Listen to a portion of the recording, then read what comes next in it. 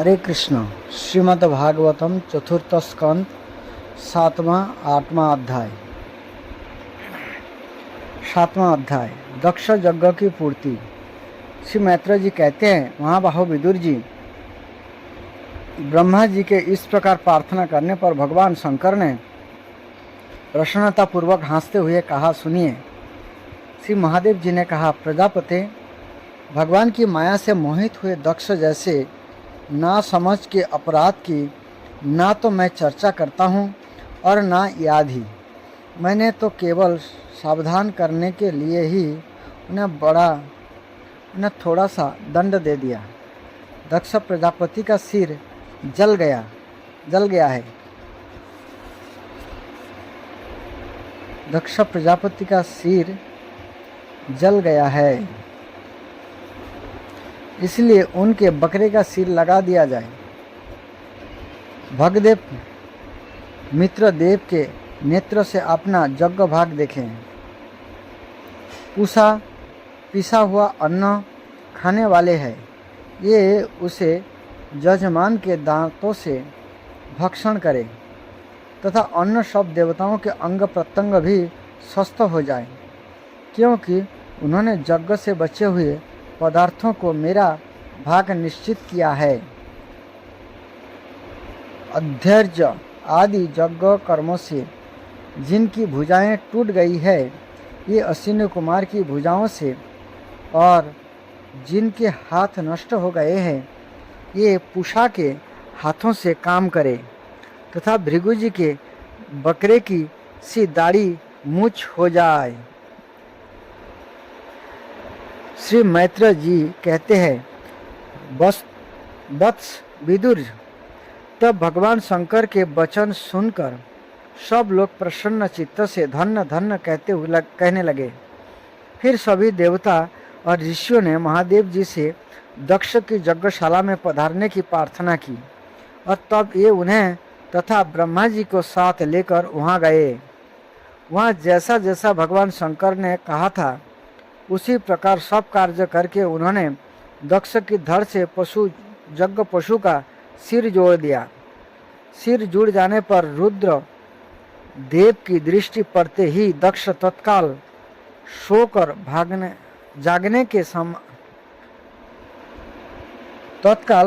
जागने के समान जी उठे और अपने सामने भगवान शिव को देखा। दक्ष का शंकर द्रोह की कालिमा से कलुषित हृदय उनका दर्शन करने से शरतकालीन सरोवर के समान स्वच्छ हो गया।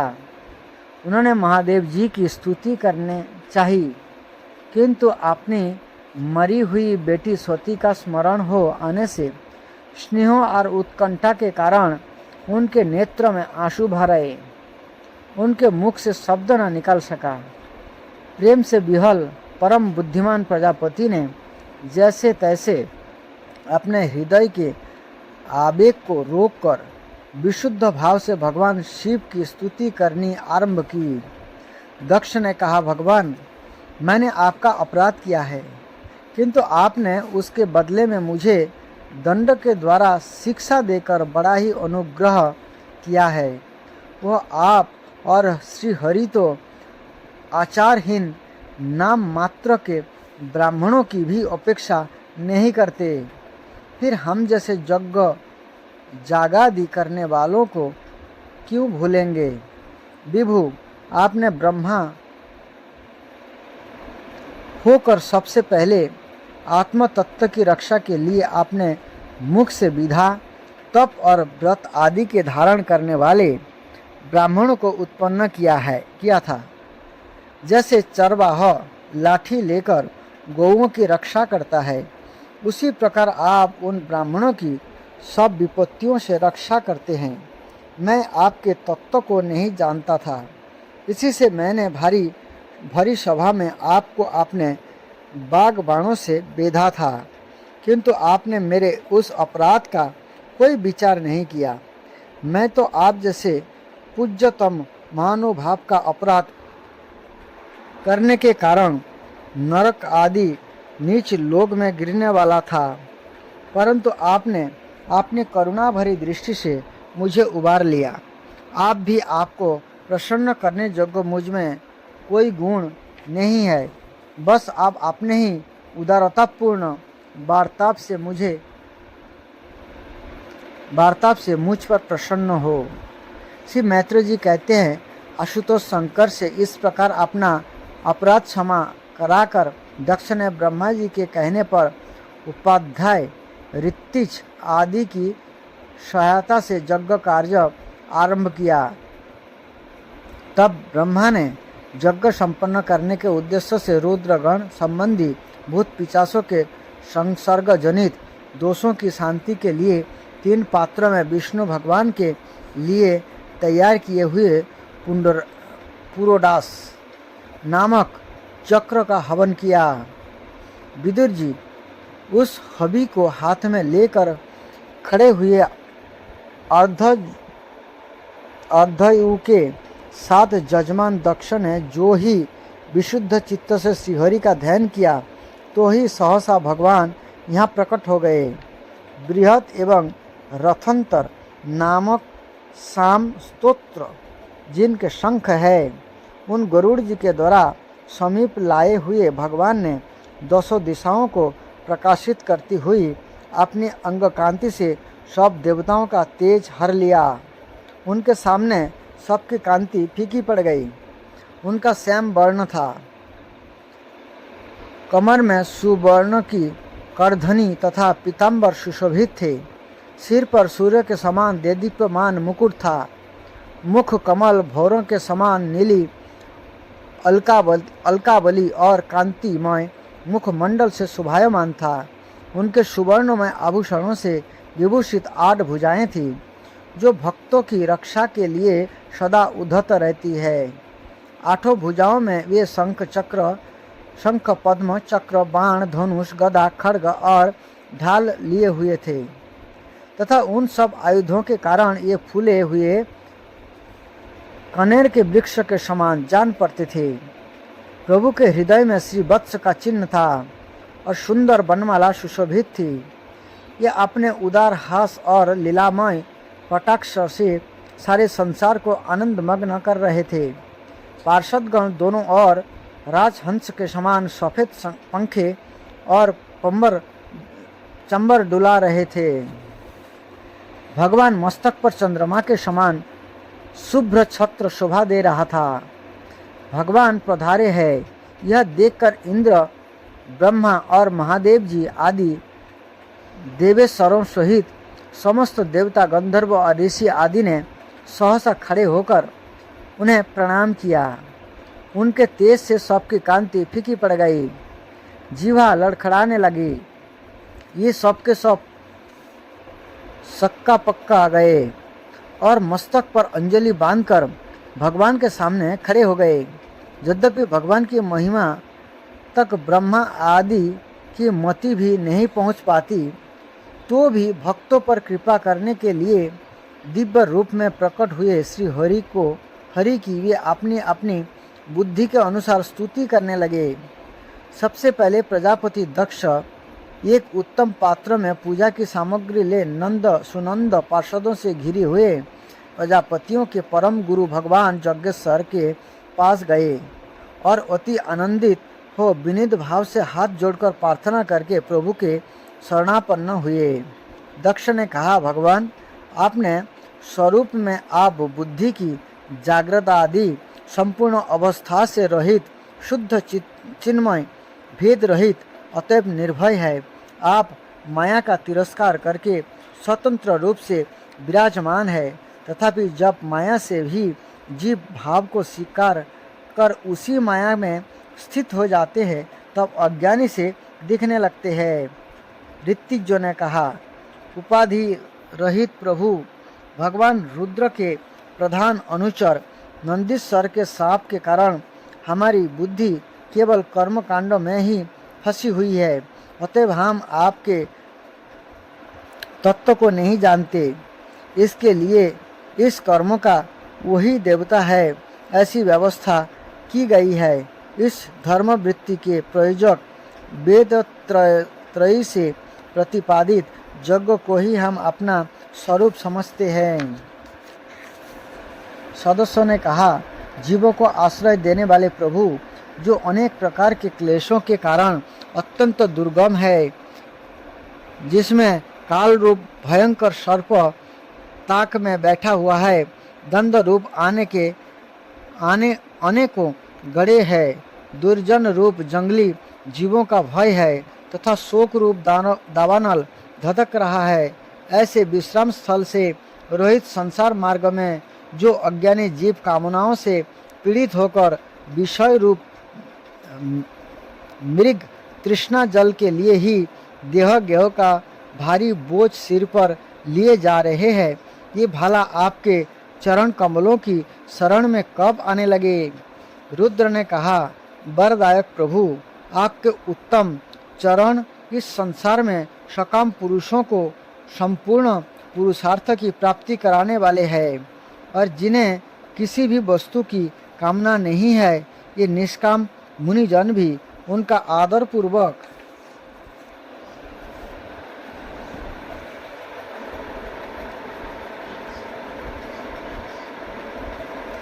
पूजन करते हैं। उनमें चित्त लगा रहने के कारण यदि अज्ञानी लोग मुझे आचरण भ्रष्ट करते हैं, तो कहे आपके परम अनुग्रह से मैं उनके कहने सुनने का कोई विचार नहीं करता। भृगु जी ने कहा, आपकी गहन माया से आत्मज्ञान लुप्त हो जाने के कारण जो अज्ञानी निद्रा में सोए हुए हैं, ये ब्रह्म आदि देहधारी आत्मज्ञान में उपयोगी आपके तत्व को अभी तक नहीं जान सके। ऐसा होने पर भी आप अपने शरणागत भक्तों के तो आत्मा और सुहित है, अतः आप मुझ पर प्रसन्न होइए। ब्रह्मा जी ने कहा, प्रभु, पृथक पृथक पदार्थों को जानने वाली इंद्रियों के द्वारा पुरुष जो कुछ देखता है वह आपका स्वरूप नहीं है, क्योंकि आप ज्ञान शब्द आदि विषय और श्रोत्रादि इंद्रियों के अधिष्ठान है। ये सब आप में अध्यस्थ है, अतएव आप इस मायामय प्रपंच से सर्वथा अलग है। इंद्र ने कहा, अच्युत, आपका यह जगत को प्रकाशित करने वाला रूप देवद्रोहियों का संहार करने वाली 8 भुजाओं से सुशोभित है। इनमें आप सदा ही नाना प्रकार के आयुध धारण किए रहते हैं। यह रूप हमारे मन और नेत्र को परम अनंत देने वाला है। यज्ञों की पत्नियों ने कहा, याज्ञिकों की पत्नियों ने कहा, भगवान ब्रह्मा जी ने आपके पूजने के लिए ही इस यज्ञ की रचना की थी, परंतु दक्ष पर कुपित होने के कारण इसे भगवान पशुपति ने आप नष्ट कर दिया है। यज्ञ मूर्ति शमशान भूमि के समान उत्साहहीन हुए हमारे इस यज्ञ को आप नील कमल की सी कांति वाले अपने नेत्र से निहार कर पवित्र कीजिए। ऋषियों ने कहा, भगवान, आपकी लीला बड़ी ही अनोखी है, क्योंकि आप कर्म करते हुए भी उनसे निर्लेप रहते हैं। दूसरे लोग वैभव की भूख से जिन लक्ष्मी जी की उपासना करते हैं, ये स्वयं आपकी सेवा में लगे रहते हैं, तो भी आप उनका मान नहीं करते, उनसे निष्प्रिय रहते हैं। सिद्धों ने कहा, प्रभु, यह हमारा मन रूप हाथी नाना प्रकार के क्लेश रूप दावानल से दग्ध एवं अत्यंत तृष्णित होकर आपकी कथारूप विशुद्ध अमृतमयी सरिता में घुसकर गोता लगाए बैठा है। यहाँ ब्रह्मानंद में लीन सा हो जाने के कारण उसे ना तो संसार रूप दावानल का ही स्मरण है और ना ही उस नदी से बाहर ही निकलता है। जजमान पत्नियों ने कहा, सर्वसमर्थ परमेश्वर, आपका स्वागत है। मैं आपको नमस्कार करती हूँ। आप मुझ पर प्रसन्न होइए।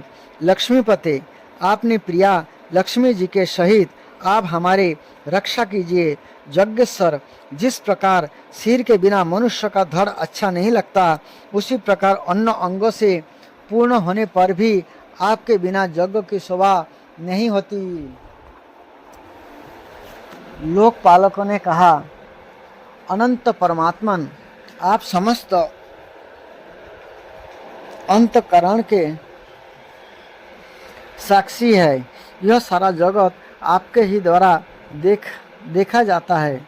तो क्या माइक पदार्थों को ग्रहण करने वाली हमारी इन नेत्र आदि इंद्रियों से कभी आप प्रत्यक्ष हो सके हैं? वस्तुतः आप है तो पंचम भूतों से पृथक, फिर भी पंचभौतिक शरीरों के साथ जो आपका संबंध प्रतीत होता है वह आपकी माया ही है। जोगेश्वरों ने कहा, प्रभु, जो पुरुष संपूर्ण विश्व के आत्मा आप में और उन अपने में कोई भेद नहीं है, तथापि भक्त वत्सल जो लोग आप में स्वामी भाव रखकर अनन्य भक्ति से आपकी सेवा करते हैं, उन पर भी आप कृपा कीजिए। जीवों के अदृष्टवश जिसके सत्यादि गुणों में बड़ी विभिन्नता आ जाती है, उस अपनी माया के द्वारा जगत की उत्पत्ति, स्थिति और प्रलय के लिए पैदा कर देते हैं, किंतु अपनी स्वरूप स्थिति से आप इस भेद ज्ञान और उसके कारण सत्यादि गुणों से सर्वथा दूर है। ऐसे आपको हमारा नमस्कार है। ब्रह्म स्वरूप वेद ने कहा, आप ही धर्मादि की उत्पत्ति के लिए शुद्ध सत्य को स्वीकार करते हैं, साथ ही आप निर्गुण भी है। अतएव आपका तत्व ना तो मैं जानता हूँ और ना ब्रह्मादि कोई और ही जानते हैं। आपको नमस्कार है। अग्निदेव ने कहा, भगवान, आपके ही तेज से प्रज्वलित होकर मैं श्रेष्ठ यज्ञ में देवताओं के पास घृत मिश्रित हवि पहुँचाता हूँ। आप साक्षात यज्ञ पुरुष एवं यज्ञ की रक्षा करने वाले हैं। अग्निहोत्र, दर्श, पौर्णमास, चातुर्मास और पशु सोम, ये 5 प्रकार के यज्ञ आपके ही स्वरूप है, तथा आश्रावय, अस्तु, श्री शोट, जजे, ये जजामहे और बसट, इन 5 प्रकार के जजुर मंत्रों से आपका ही पूजन होता है। मैं आपको प्रणाम करता हूँ। देवताओं ने कहा, देव, आप आदि पुरुष है। पूर्वकल्प का अंत होने पर आपने कार्य रूप इस प्रपंच को उदर में लीन कर अपने ही प्रलयकालीन जल के भीतर शेष नाग की उत्तम सज्जा पर शयन किया था। आपके आध्यात्मिक स्वरूप का जनलोक आदि वासी सिद्धगण भी अपने हृदय में चिंतन करते हैं। वही आप आज हमारे नेत्र के विषय होकर अपने भक्तों की रक्षा कर रहे हैं। गंधर्वों ने कहा, देव, मरीचि आदि ऋषि और ये ब्रह्मा, इंद्र तथा रुद्र आदि देवतागण आपके अंश के भी अंश है। महात्मा, यह संपूर्ण विश्व आपके खेल की सामग्री है। विद्याधरों ने कहा, प्रभु, परम पुरुषार्थ की प्राप्ति के साधन रूप इस मानव देह को पाकर भी जीव आपकी माया से मोहित होकर इससे मैं मेरेपन का अभिमान कर लेता है। फिर वह दुर्बुद्धि अपने आत्मियों से तिरस्कृत होने पर भी असद विषयों की ही लालसा करता रहता है। किंतु ऐसे अवस्था में भी जो आपकी कथामृत का सेवन करता है वह इस अंतःकरण के मोह को सर्वथा त्याग देता है। गंधर्व ने कहा, देव, मरीचि आदि ऋषि और ये ब्रह्मा, इंद्र तथा रुद्र आदि देवतागण आपके अंश के भी अंश है। महात्मा, यह संपूर्ण विश्व आपके खेल की सामग्री है। नाथ, ऐसे आपको हम सर्वदा प्रणाम करते हैं। ब्रह्मा जी ने कहा, भगवान, आप ही यज्ञ है, आप ही हवि है, आप ही अग्नि है, स्वयं आप ही मंत्र है, आप ही समिधा, कुश और यज्ञ पात्र है, तथा आप ही सदस्य, ऋतिज, जजमान एवं उसकी धर्मपत्नी देवता अग्निहोत्र, सधा, सोमरस, घृत और पशु है। वेद मूर्ति, यज्ञ और उसका संकल्प दोनों आप ही है। पूर्व काल में आप ही अति विशाल वराह रूप धारण कर रसातल में डूबी हुई पृथ्वी को लीला से ही अपनी दाढ़ों पर उठाकर इस प्रकार निकाल लाए थे जैसे कोई गजराज कमलिनी को उठा लाए। उस समय आप धीरे धीरे गरज रहे थे और जोगीगण आपका यह अलौकिक पुरुषार्थ देखकर आपकी स्तुति करते जाते थे। जोगेश्वर, जब लोग आपके नाम का कीर्तन करते हैं तब यज्ञ के सारे विघ्न नष्ट हो जाते हैं।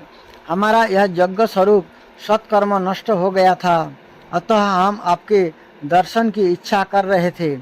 अब आप हम पर प्रसन्न होइए, आपको नमस्कार है। श्री मैत्र जी कहते हैं, भैया विदुर, जब इस प्रकार सब लोग यक्ष रक्षक भगवान ऋषिकेश की स्तुति करने लगे तब परम चतुर दक्ष ने रुद्र पार्षद वीरभद्र के ध्वंस किए हुए यज्ञ को फिर आरंभ कर दिया।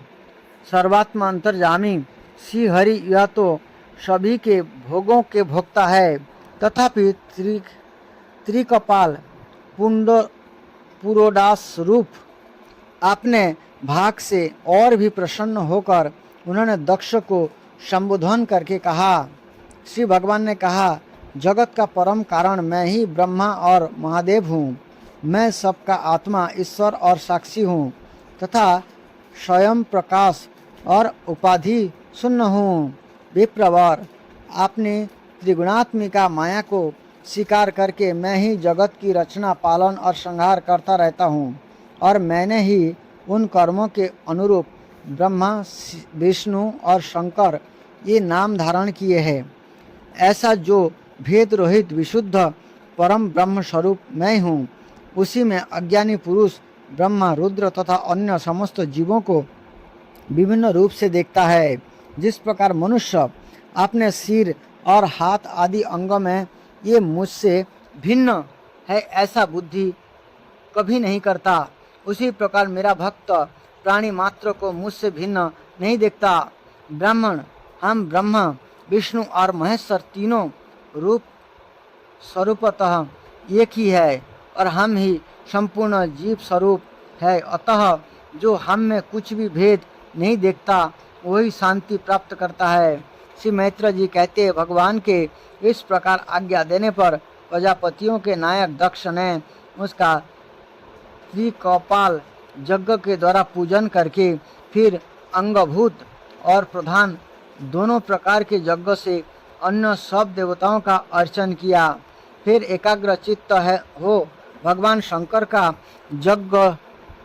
यज्ञ शेष रूप उनके भाग से जजन किया तथा समाप्ति में किए जाने वाले उद्वसान नामक कर्म से अन्न सोम पाई एवं दूसरे देवताओं का जजन कर यज्ञ का उपसंहार किया और अंत में ऋतिजों के सहित अवभृत स्नान किया। फिर जिन्हें अपने पुरुषार्थ से ही सब प्रकार की सिद्धियां प्राप्त थी, उन दक्ष प्रजापति को तुम्हारी सदा धर्म में बुद्धि रहे ऐसा आशीर्वाद देकर सब देवता स्वर्गलोक को चले गए। विदुर जी, सुना है कि दक्ष सुता सती जी के इस प्रकार अपना पूर्व शरीर त्याग कर फिर हिमालय की पत्नी मेनका के गर्भ से जन्म लिया था। जिस प्रकार प्रलय काल में लीन हुई शक्ति सृष्टि के आरंभ में फिर ईश्वर का ही आश्रय लेती है, उसी प्रकार अनन्य परायणा श्री अंबिका जी ने उस जन्म के भी अपने एकमात्र आश्रय और प्रियतम भगवान शंकर को ही वरण किया। विदुर जी, दक्ष यज्ञ का विध्वंस करने वाले भगवान शिव का यह चरित्र मैंने बृहस्पति जी के शिष्य परम भागवत उद्धव जी के मुख से सुना था। कुरुनंदन, श्री महादेव जी का यह पावन चरित्र जस और आयु को बढ़ाने वाला तथा पाप पुंज को नष्ट करने वाला है। जो पुरुष भक्ति भाव से इसका नित्य प्रति श्रवण और कीर्तन करता है वह अपनी पाप राशियों का नाश कर देता है। 8वां अध्याय, ध्रुव का वनगमन। श्री मैत्र जी कहते हैं,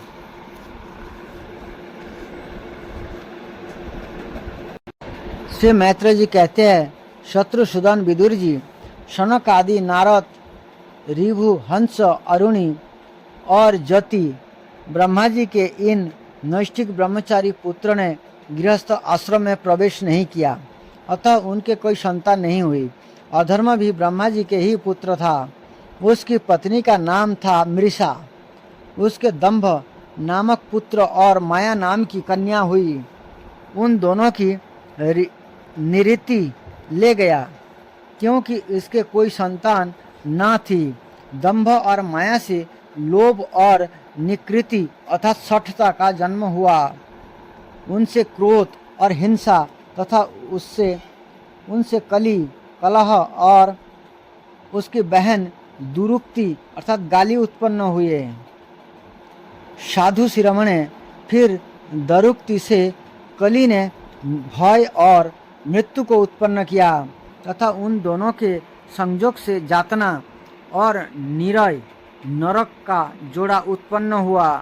निष्पा विदुर जी, इस प्रकार मैंने संक्षेप में तुम्हें प्रलय का कारण रूप यह अधर्म का वंश सुनाया।